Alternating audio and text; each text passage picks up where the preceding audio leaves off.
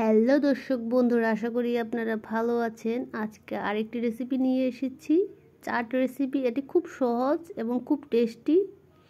প্রথমে আমি এখানে দিয়ে নিয়েছি শসা কুচি করে দিয়ে নিয়েছি এখানে, তারপর বিটরুট কুচি করে, এখানে পেঁয়াজ কুচি করে দিয়ে নেব, দিয়ে তারপর এখানে কাঁচামরিচ একটা আমি দিয়েছি, এটা ঝাল বেশি তার জন্য আমি একটা এখানে দিয়েছি, ধনিয়া পাতা, তারপর এখানে চানাচুর একটু দিয়ে নেব। এটি খেতে খুব টেস্টি।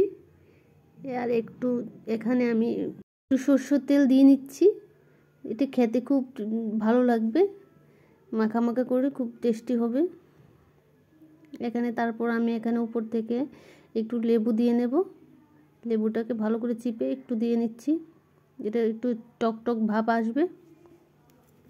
তারপর এখানে আমি দিয়ে নেব চাট মশলা, এখানে গ্যাসে চাট মশলা দিয়ে নিচ্ছি আমি, দিয়ে অল্প করে দিয়ে নেব।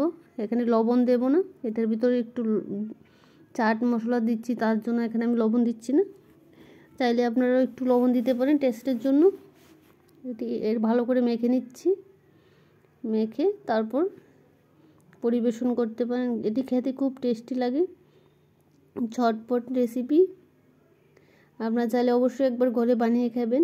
আর যদি এই রেসিপিটি ভালো লাগে তাহলে লাইক, কমেন্ট, শেয়ার এবং সাবস্ক্রাইব করে দেবেন। আশা করি আপনাদের ভালো লেগেছে। এটি খুব টেস্টি রেসিপি, খেতেও খুব টেস্টি, দেখতে তো খুব সুন্দর, তারপর খেতেও খুব টেস্টি। আশা করি আপনাদের ভালো লেগেছে। অবশ্যই একবার ঘরে বানিয়ে খাবেন এই রেসিপিটি, চাট রেসিপি।